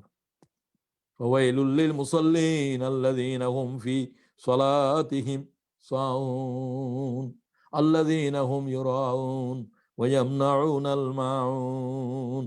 আফসোস এদের জন্য, আফসোস এদের জন্য, আফসোস এদের জন্য। আমার সময় কম, আমি ভাইদেরকে বলতে চাই, সালাত নাই, তার কাছে মুমিনের কোনো গুণাবলীই নেই। ইমানের পরে 1 নম্বর গুরুত্বপূর্ণ হলো সালাত, যে সালাত দিয়ে আল্লাহ কিয়ামতের প্রশ্ন শুরু করবে। আউয়ালু মা ইউহাসিবু বিহিল আবদু ইয়াউমাল কিয়ামাতিস সালাত। আল্লাহ সালাতের প্রশ্ন দিয়ে কিয়ামতের প্রশ্ন শুরু করবে। যে এই প্রশ্নে আল্লাহর বুঝ দিতে পারবে, আল্লাহ তারপরে বাকি প্রশ্ন আসান করে দেবে। ওয়াল্লাযীনা ইয়াবিতুনা লিরাব্বিহিম সুজদাও ওয়া কিয়ামা। ও প্রিয় ভাইয়েরা, সালাতের ভিতরে ফরজ সালাতের পরে গুরুত্বপূর্ণ সালাত হলো শেষ রাতের সালাত। সেগুলো আলোচনা করার সময় নাই। আমি শুধু বলবো, সালাত হচ্ছে আল্লাহর ওই হুকুম, যে হুকুম ছিল না এমন কোন মানব, এমন কোন পয়গম্বর পৃথিবীর জমিনের উপরে আসে নাই। এরপরে ওয়াল্লাযীনা হুম আনিল লাগওয়ি মুরিদুন। রাসূলুল্লাহর আখলাকের তৃতীয় বৈশিষ্ট্য, জান্নাতি মুমিনদের তৃতীয় বৈশিষ্ট্য। জান্নাত তো প্রথম রাসূলুল্লাহ সাল্লাল্লাহু আলাইহি ওয়াসাল্লাম যাবেন। হুজুর বলছেন, আমি জান্নাতের কড়ার উপরে হাত না দেয়া পর্যন্ত সমস্ত জান্নাতের দরজা খোলাই হবে না। সুতরাং তিনি প্রথম জান্নাতি, তারপর তার সাথে তার উম্মতেরা। উম্মতে মুহাম্মদী জান্নাতে যাওয়ার আগে কারো জন্য জান্নাতি নেই। আল্লাহু আকবার। রাসূলুল্লাহর উম্মতের হিসাব আগে হবে, রাসূলুল্লাহর উম্মতেরা আগে জান্নাতে যাবে, তবে জাহান্নামেও আগে যাবে। ওয়াল্লাযীনা হুম আনিল লাগওয়ি মুরিদুন। And those who turn away from lagwun, from idle talk, vain talk, dirty, false and evil things, অপ্রয়োজনীয় যা কিছু আছে তার থেকে জিন্দেগির পরহেজ করো, দূরে রাখো। হায়াত শেষ করে দিচ্ছে কিসে? লাগুন। প্রয়োজনীয় আর অপ্রয়োজনীয়। কয়টা কথা প্রয়োজনীয় বলি, কয়টা কথা অপ্রয়োজনীয় বলছি। অপ্রয়োজনীয়, যেটার জন্য আমার, মানব জাতির, পৃথিবীর কোনো কল্যাণ নাই, এই জাতের কোনো আমল, এই জাতের কোনো কথা, এই জাতের কোনো চাহনি, এই জাতের কোনো কদম, এই জাতের কোনো কিছু করাটাই হলো লাগুন। এর থেকে বেঁচে আছে কয়জন? 1 নম্বর মুহাম্মদ রাসূলুল্লাহ 23 বছর হায়াতের ভিতরে একটা শব্দ বলে নাই যেটা মানব জাতির জন্য হেদায়েত নয়। একটা চাহনি নাই, একটা আঙ্গুল তোলা নাই, একটা কদম নাই। সমস্ত জিন্দেগির তাম কিছুকে আল্লাহ বলছে হেদায়েত। যা বলছে মুহাম্মদ আল্লাহর ওহী বলছে সাল্লাল্লাহু আলাইহি ওয়াসাল্লাম। এই জীবন তো আর কোনো মানুষের কাছে নাই। আমাদেরকে চেষ্টা করতে হবে যে লাগুন থেকে দূরে থাকার জন্য। এইরকম জীবন কি পৃথিবীর কোনো মানব, কোনো দানবের, কোনো পয়গম্বরের জীবন আছে? রাসূলুল্লাহকে আল্লাহ তাআলা যে জীবন দিয়েছেন, সকলেরই লগ্জিস, ত্রুটি বিচ্যুতি হয়েই গেছে। শুধু আল্লাহ তাআলা মুহাম্মদ ইবনে আব্দুল্লাহর হেফাজত করতে চরম ভাবে। মান হুসনিল ইসলামিল মাররি তারকুহু মা লা ইয়ানি। আবু দাউদ ইসলামের জিন্দেগির সৌন্দর্য হলো অপ্রয়োজনীয় কথা, অপ্রয়োজনীয় কাজ থেকে হায়াতের বাঁচাও। আমি আজকের ভাই বোনদেরকে বলতে চাই, হায়াত বেড়ে যাবে, হায়াত বেড়ে যাবে, হায়াত বেড়ে যাবে যদি হায়াতের অপচয় বন্ধ করা যায়। আজকে থেকে সিদ্ধান্ত নিই সালাতে বিনয় অবলম্বন করব। আজকে থেকে বিনয়ের জন্য দরকার কি? সময়। সময় দিয়ে নামাজ পড়বেন, রুকুর ভিতরে, সেজদার ভিতরে, সব জায়গায়। নামাজ পড়তে আসলে যেন তার অস্থিরতা শুরু হয়ে যায়। ইবলিস তারে কথা, ঠিক আছে হয়ে গেছে চলো, না। এরপরে বলতে চাই লাগবন, প্রত্যেকটা কথার ভিতরে হাজার হাজার কথা আছে, বলার সময় নেই। আর কিছু আপনারা নিজেরাও বুঝতেছেন। এই হাদিস কি ভুলে গিয়েছেন? আমি আজকে তাদেরকে বলতে চাই, হুজুর বলেন তোমরা পাঁচটা জিনিস কি অপর পাঁচটা জিনিস আসার আগে গুরুত্ব দাও, আগে গুরুত্ব দাও। এগতানিম খামসান কাবলা খামসিন শাবাবাকা কাবলা হারামিক। যৌবনকে বৃদ্ধ হওয়ার আগে।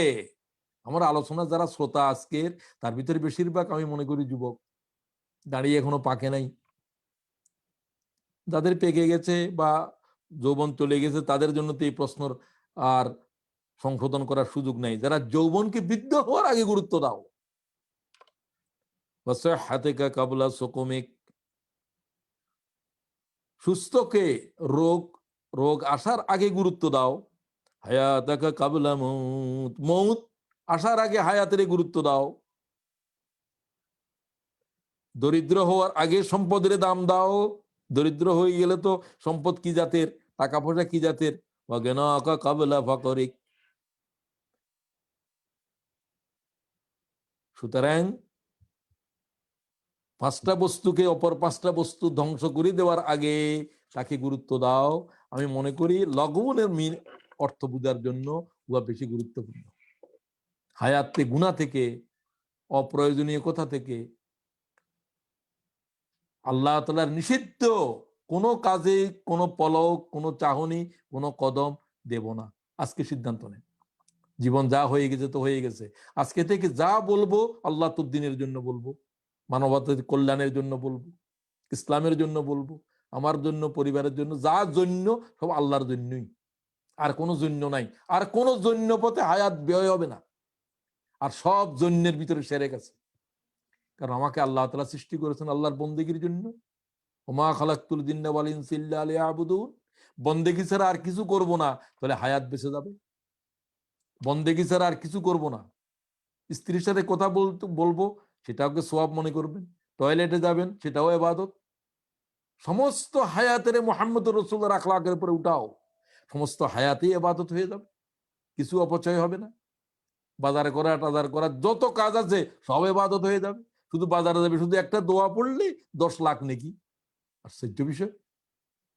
লা ইলাহা ইল্লাল্লাহ ওয়াহদাহু লা শারীকা লাহু লাহুল মুলকু ওয়া লাহুল হামদ ইউহয়ী ওয়া ইউমীত ওয়া হুয়া আলা কুল্লি শাইইন কাদির। আব্দুল্লাহ ইবনে মাসউদ বাজারে গিয়েছেন, কই বাজার তোমার? কই কোন বাজার না, আমি দোয়া পড়ে চলে যাচ্ছি। 10 লক্ষ নেকি করে লিখে নিয়ে যাচ্ছি আমি। 10 লাখ নেকি বলছে হাদিসে। ইমাম আহমদ বিশুদ্ধ সনদে হাদিস নিয়েছে। সুতরাং এরপরে বলতে চাই ওয়াল্লাযীনা হুম লিয-যাকাতি ফাইলুন। যারা যাকাতের কাজে তৎপর ছিল, যাকাতের কাজে মানে পরিচ্ছন্নতার কাজে। যাকাতের এক মানে হলো মালকে পবিত্র করা, ব্যক্তিগত জীবনকে পবিত্র, সমাজ জীবনকে পবিত্র। Act of purity, act of purity, বা বলতে পারেন who act for the sake of purity, those who pay the জাকাত। এটা অনেকে বলেছেন এটা যথার্থ অর্থ নয়, এটা মক্কা যুগের। এখানে আল্লাহ তাআলা লিজ জাকাতে ফাইলুন বলছে, ইউতুনা জাকাতও বলেন নাই, ওয়াতুজ জাকাতও বলেন নাই, ইতাইজ জাকাতও বলেন নাই। এগুলোর জন্য জাকাত, মালের জাকাত। এখানে বলছে লিজ জাকাতে ফাইলুন, যারা জাকাতের কাজে তৎপর। সমাজকে কি করে পরিচ্ছন্ন করব, নফসকে কি করে পরিচ্ছন্ন করব, তাসকিয়ায়ে নফস, তাসকিয়ায়ে সমাজ। আমার রাষ্ট্র ব্যবস্থাকে কি করে পরিচ্ছন্ন করব, কুফরি থেকে, শিরিক থেকে, নেফাক থেকে, কুনা থেকে, বেদাত থেকে। কদ আফলাহা মান যাক্কাহা ওয়া কদ খাবা মান দাসসাহা। কসমের পর কসম, প্রায় কেউ কেউ বলছেন 49টার মতো কসম করে আল্লাহ কথা বলে, কদ আফলাহা মান যাক্কাহা ওয়া কদ খাবা মান দাসসাহা। কামিয়াব হয়ে গেল কারা? যারা নিজের নফসকে পরিচ্ছন্ন করলো, পরিচ্ছন্ন করলো, পরিচ্ছন্ন করলো। বাল তুসিরুনাল হায়াতাদ দুনিয়া ওয়াল আখিরাতু খায়রুন ওয়া আবকা। কদ আফলাহা মান তাযাক্কা ওয়া যাকারা ইসমা রাব্বিহি ফাসাল্লা। আল্লাহ কোরআন শরীফে বলেন সূরা আলার ভিতরে, কদ আফলাহা মান তাযাক্কা, যারা নিজের আত্মাকে নিজের জীবনের পরিচ্ছন্ন করেছে তারা কামিয়াব, তারা কামিয়াব, তারা কামিয়াব। আসুন আমরা নিজের জীবনকে পরিচ্ছন্ন করি, নিজের জীবনকে আরো সুন্দর করি, নিজের জীবনের ভিতরে আরো নেক আমল করি, সমৃদ্ধ করি, গুনাহ থেকে তওবা করি। তাহলে জীবনকে অসুন্দর করেছে যে গুনাহগুলো, সেগুলোর থেকে একবার গুনাহকে ডিলিট করেন। তওবাই হচ্ছে ডিলিট। আসমান পর্যন্ত যদি গুনাহ হয়ে যায়, এত পবিত্র হায়াত রে, আল্লাহকে এক মুহূর্তে পবিত্র করে দিব। যদি তুমি হাত তোলো, রব্বানা যালামনা আনফুসানা ওয়া ইল্লাম তাগফির লানা ওয়া তারহামনা লানাকুনান্না মিনাল খাসিরিন। এক মুহূর্তের তরে তোমার জীবনের আকাশের স্পর্শ করেছে যে গুনাহ, এই গুনাহকে আল্লাহ তাআলা এক নিমেষেই ক্ষমা করে দেন। তো সেটা তো পৃথিবীর জীবনের জন্য। মরণের বিছানায় তওবা করলে কি যখন গড়গড়া এসে যাবে, তখন তো আর তওবাও কবুল হবে না। ভাইদেরকে বলতে চাই, আসুন হায়াতকে পরিচ্ছন্ন করার জন্য মেহনত শুরু করি। এই কাজ যারা করবে তারাই জান্নাতীদের ভিতরে, তাদের ভিতরে এই কোয়ালিটি যাদের ভিতরে আছে তারা জান্নাতি। এটা মুহাম্মদুর রাসূলুল্লাহর নবুয়তের কাজ। নিজেরে পরিচ্ছন্ন করো, সমাজের পরিচ্ছন্ন করো, সাহাবীদের জিন্দেগি পরিচ্ছন্ন করো, সবকে। ইয়াতলু আলাইহিম আয়াতিহি ওয়া ইউযাক্কিহিম, তিনি কোরআন তিলাওয়াত করেন, কোরআন শরীফ তোমাদেরকে শিখান এবং তোমাদেরকে তাজকিয়া করেন, তাজকিয়া করেন। দিস দা, এটাকে বলতে পারেন ওয়ার্ক অফ দি প্রফেটহুড। এটা হলো নবুয়তের কাজ, তাজকিয়া। আমরা এই কাজ, আমরা যত কাজ করি সবের মূল কাজ হলো সমাজকে পরিচ্ছন্ন, নিজকে পরিচ্ছন্ন, পরিবারকে পরিচ্ছন্ন, এগুলোকে অপরিচ্ছন্ন শিরিক থেকে, কুফর থেকে, বেদাত থেকে এগুলোকে পরিষ্কার করেন।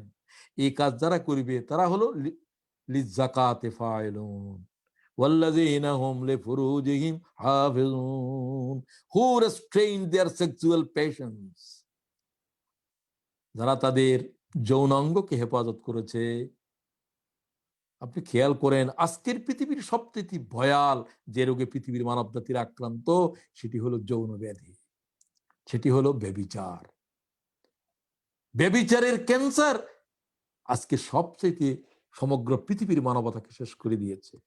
রাসূলুল্লাহ নিজেই বলেছেন, আমি আমার উম্মতের জন্য মা তারাকতু বাদি ফিতনাতুন আযাররু আলার রিজালি মিনান নিসা, নারী জাতির চাইতে কঠিন কোন ফিতনা উম্মতের জন্য আমি দেখতেছি না। পুরুষদের জন্য, পুরুষদের জন্য নারী, নারীর জন্য পুরুষ।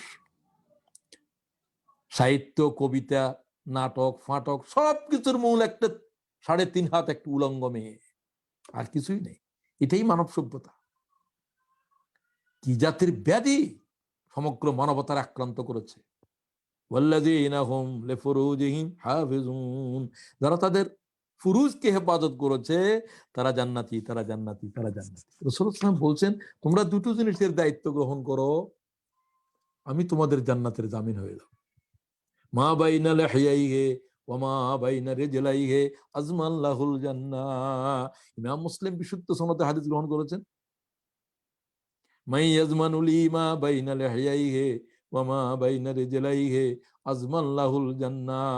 আমার যে উম্মত নরনারী দুটো জিনিসের জিম্মা গ্রহণ করতে পারবে, আমি আল্লাহর রাসূল তার জান্নাতের জামিন হয়ে গেলাম। জিহ্বা এবং তার গুপ্ত অঙ্গ, এই দুইটা অঙ্গর অপবিত্র ব্যবহার করবে না। জিহ্বা সংযত করবে, তার ফুরুজকে সংযমী হয়ে যাবে, আমি আল্লাহর রাসূল তার জান্নাতের জামিন হয়ে গেলাম। ও আল্লাহ তাআলার বন্ধুরা, আজকে আমরা যারা আলোচনা শুনছি, আমরা আল্লাহ তাআলার পয়গম্বরকে জান্নাতের জামিন বানিয়ে দিই। রাসূল বলেন যে আমি এই উম্মতের জান্নাতের জামিন হলাম, আর আমাকে বলছে তুমি তোমার এই দুই অঙ্গের জামিন হও। ও আল্লাহ তাআলা যা ভুল হয়েছে আজকের এই মুহূর্তে ক্ষমা করে দেন। আমরা এই দুই অঙ্গের জামানত গ্রহণ করলাম। আল্লাহ তাআলা রাসূলকে আমাদের জান্নাতের জামিন হওয়ার জন্য আমরাই আল্লাহ তাআলার পয়গম্বরের হাদিস অনুসারে তাকে আমরা জামিন বানিয়ে দিলাম। ইজা জানাল আব্দু খারাজা মিনহুল ঈমান, জেনাকার কোন ব্যক্তি ঈমান অবস্থায় জেনা করতেই পারে। খারাজা মিনহুল ঈমান, জেনাকারের ঈমান থাকে না, ঈমান বেরিয়ে যায় তার থেকে। সে অবস্থায় সে যদি মারা যায়, সে কুফর অবস্থায় দুনিয়া থেকে যাবে। ফাকানা ফাওকা রাসিহি কাযুল্লাহ, ঈমান তার মাথার উপরে ঘুরতে থাকে যখন সে ব্যভিচারে থাকে।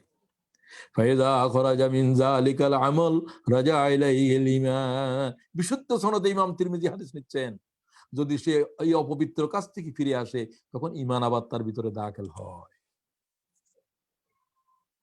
সুতরাং আসেন, এরপরে মুহাম্মদুর রাসূলুল্লাহ সাল্লাল্লাহু আলাইহি ওয়াসাল্লাম যেই যুগে এসেছিলেন, যে আরবে, সে আরবের সমাজের ভিতরে জেনা, ব্যভিচার, শরাব, খুন খারাপি, 3W, war, wine and women. শরাবের দেশে জন্মগ্রহণ করলেন, ব্যভিচারের দেশে জন্মগ্রহণ করলেন। মুহাম্মদের আখলাকের উপরে শরাবের, ব্যভিচারের, এই ধরনের অনৈতিকতার কোন একটা দাগ আছে? না। নারিফু নাসাবাহু ওয়া সিদকাহু ওয়া আমানাতাহু ওয়া আফাফাহু। নাজ্জাশী বলল, তোমাদের মুহাম্মদ কিরকম? জাফর বিন আবু তালেব 4টে শব্দ রাসূল দ্বারা উপরে বললেন, নারিফু নাসাবাহু ওয়া সিদকাহু ওয়া আমানাতাহু ওয়া আফাফাহু। হে নাজ্জাশী, মুহাম্মদ আরবের শ্রেষ্ঠ কুরাইশ বংশ জন্মগ্রহণ করেছে, আমরা সবাই জানি। এক, আমরা তার বংশনামা জানি। তিনি ইব্রাহিম আলাইহিস সালামের আওলাদ।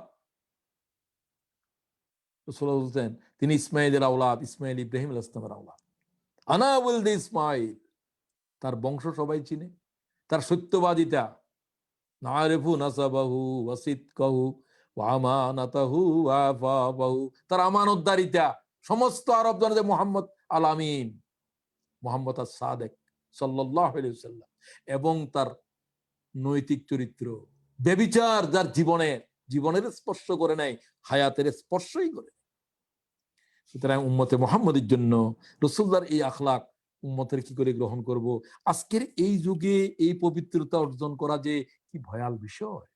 প্রত্যেক চোখের ভিতরে জানা, কানের ভিতরে জানা হচ্ছে, দিমাগের ভিতরে জানা হচ্ছে, হৃদয়ের ভিতরে জানা হচ্ছে, চোখের ভিতরে জানা হচ্ছে, যা দেখের জানা, যা শুনতেছে জানা। আমি বলি নাই ক্বাল রাসূলুল্লাহ সাল্লাল্লাহু আলাইহি ওয়াসাল্লাম আল আইনানে তাজনিয়ানে জানাহুমা নজরু, তোমাদের প্রত্যেকটা নজরের ভিতরে এক একটা জানা হচ্ছে। দেখা হচ্ছে চোখের জানা, ওয়াল উযনানে জানাহুল ওয়াল লিসান জানাহুল কালাম, তোমাদের কথা হচ্ছে, কথা দিয়ে যত জানা করতেছো প্রত্যেকটা লফজের ভিতরে জানা হচ্ছে। কি বলো মোবাইলে, কি পরকীয়ার আলোচনা করো,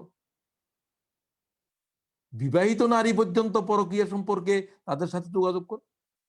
ভারতের এক জরিপে দেখেছিলাম, ভারতের বিবাহিত নারীদের 70% উপরে পরকীয়া সম্পর্ক। তারা বলে এগুলো তাদের অধিকার, তারা একাধিক স্বামীর সাথে সম্পর্ক রাখবে, তাদের অধিকার বলতেছে। কি গজব নেমে এসেছে আল্লাহ তাআলার দুনিয়াতে, আজ পৃথিবীতে। তাই প্রত্যেকটা ঘরে ঘরে আজ ভায়োলেন্স, ডোমেস্টিক ভায়োলেন্স। এর মূল জিনিস হলো ব্যভিচার। ইল্লা আলা আজওয়াজিহিম আও মা মালাকাত আইমানুহুম, তোমাদের যৌন চাহিদাকে পূর্ণ করার জন্য তোমাদের স্ত্রী। আর শরীয়তের বান্দিতে এখন নাই, আলোচনা বেশি দরকার নাই। স্ত্রী কারো একাধিক যদি দরকার হয় একাধিক গ্রহণ করো, 4টে পর্যন্ত গ্রহণ করার অনুমতি আছে যদি ইনসাফ করতে পারো।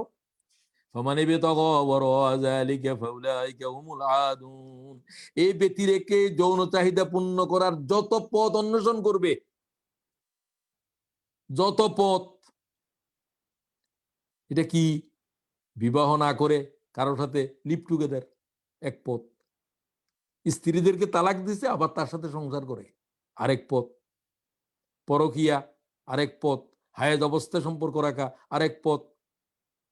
খুব খেয়াল করেন, অস্বাভাবিকভাবে পুরুষে স্ত্রীতে বিবাহ শাদী চলছে। হায় হায় হায়, মানব সভ্যতা কোথায় পৌঁছে গেছে! ইতর প্রাণীরা পর্যন্ত লজ্জা করে আমাদের অবস্থা দেখে। কোন কুকুর, কোন হাইওয়ান, কোন ইতর শূকর পর্যন্ত একটা শুকুরি ছাড়া, শুকর আরেকটা শুকুরিকে বিয়ে করে, তার সাথে যৌনক্রিয়া করে। কুকুরে কোন যৌনক্রিয়া আছে? মানবতা দিকে এর চাইতেও নিচে পৌঁছে গেছে। সুম্মা রাদাদনাহু আসফালা সাফিলিন। ওই দেশে তো আমরা আছি যে দেশে সাংবিধানিক ভাবে বৈধ হয়ে গেছে। সমকামিতা, পরকীয়া, এই সব কিছু। একজনে বললো, মফিজ ভাই, ওর আমার ওয়াইফ তার তার সাথে তার বয়ফ্রেন্ড আসছে, এখন আমি না করেছি আমার বিরুদ্ধে পুলিশের কাছে সে যখন জানালো, আমাকে বললো যে তুমি ঘরের থেকে বাইরে যাও, ঘরে সে এই থাকবে, তার বয়ফ্রেন্ড থাকবে, তুমি তুমি ওই ড্রয়িং রুমে থাকো। চিন্তা করতে পারেন আপনি? এগুলো আজকের সভ্যতা, এগুলো সাংবিধানিক ভাবে বৈধ। আল্লাহ তাআলা তোমার ইচ্ছা ছাড়া, তোমার মেহেরবানি ছাড়া এই অবস্থা থেকে বেঁচে উঠার আমি জানি না ইসরাফিলের সিংহের আগে মানবতা এর থেকে উঠে আসতে পারবে কিনা, আল্লাহ তাআলাই ভালো জানে। ওয়াল্লাযীনা হুম লিআমানাতিহিম, এরপরে আমানতদারিতা, মুমিনদের জান্নাতি হওয়ার জন্য আমানতদারিতা তো নাই। কি টাকা বলেন, কি অর্থ বলেন, কি পয়সা বলেন, কোম্পানির ম্যানেজিং ডাইরেক্টর সেও চোর, যা ডাকাতি করতেছে আমানতদারিতা নেই, তাকে দায়িত্বের আমানত দেওয়া হয়েছে। আমানতের খেয়ানত কিভাবে চলছে এর বর্ণনা দিতে হলে তো 1 ঘন্টা লাগবে। সুতরাং আমি শুধু বলতে চাই, কোন মুমিনের জিন্দেগির পরে আমানত, ইসলাম তো আমানত, কোরআন শরীফের আল্লাহ আমানত বলছে, আল্লাহর প্রত্যেকটা হুকুম আমানত, এগুলোর কিভাবে খেয়ানত চলছে। একটা স্ত্রীর জন্য তার সতীত্বকে হেফাজত করা, তার স্বামীর, এটা আমানত। স্বামীর সম্পত্তি দেখাশোনা করা আমানত, স্বামীর জন্য স্ত্রীও আমানত। কেউ কারো আমানতদারিতার পরে আজকে আমানতদারিতা রক্ষা করছি না। রাষ্ট্রের প্রধান, আপনার উপরে গোটা জনপদ, 18 কোটি মানুষ তোমার আমানত। প্রত্যেকটা মানুষের জানমালের ইজ্জতের জন্য তোমাকে আল্লাহ তাআলা প্রশ্ন করবে কিয়ামত। কি ভয়াল বিষয়, এগুলো তো অনুভূতিতেই নেই। লা ঈমান লিমান লা আমানাতা লাহু, তার কাছে আমানতদারিতা নাই। রাসূলুল্লাহ বলছে, আল্লাহর কসম, তার ভিতরে ঈমান নাই, সে মুমিনই নাই। এরপর ওয়াদা সংরক্ষণ করা, ওয়াহাদিহিম রাউন, হু কিপার্স অফ দেয়ার কোভনেন্ট, ক্ষমতায় গেলে এই করব, তোমাদের কল্যাণ করব, গণতন্ত্র রক্ষা করব, যা কইতেছে সবটাই লঙ্ঘন করবে, আর সেটা করবে করবে করবে বলতেছে। ওয়াদা পালন না করাটাই যেন একটা ট্রেডিশন হয়ে গেছে। প্রত্যেকেই শ্রমিকের বলে যে আগামীকাল আরো তোমার মজুরি দিব, আগামীকাল সে যায় নেই বাজারে। দ্বিপাক্ষিক যত চুক্তি হচ্ছে সেগুলো ওয়াদা, একটা রাষ্ট্রীয়ভাবে, ব্যক্তিগতভাবে, পারিবারিকভাবে ওয়াদা লঙ্ঘন করা। আজ মুহাম্মদুর রাসূলুল্লাহর গোটা জিন্দেগির ভিতরে এই ধরনের একটা ইনস্টেন্স নাই যে কোনো ওয়াদা খেলাপ করেছেন, আমানতদারিতার এক চুলছে চুলজার রাসূলুল্লাহ নোকসানি হয়েছে। রাসূলুল্লাহর আখলাক তো এগুলোই। আমি আলোচনার শেষের দিকে যাই। ওয়াল্লাযীনা হুম আলা সালাতিহিম হাফিজুন, সালাওয়াতিহিম ইউহাফিজুন, যারা সালাত সমূহকে যথাসময়ে রক্ষা করেছে, আদায় করেছে। ফজরের নামাজ পড়ে 8টা বাজে, ঠিক সালাতের হেফাজত করেছে। এই পাংচুয়ালিটি মানব জীবনে থাকতে হবে। রাসূল পাক দোয়া করেন, আমার উম্মতের ও আল্লাহ তাদের প্রতি বরকত দান করো যারা আর্লি রাইজার,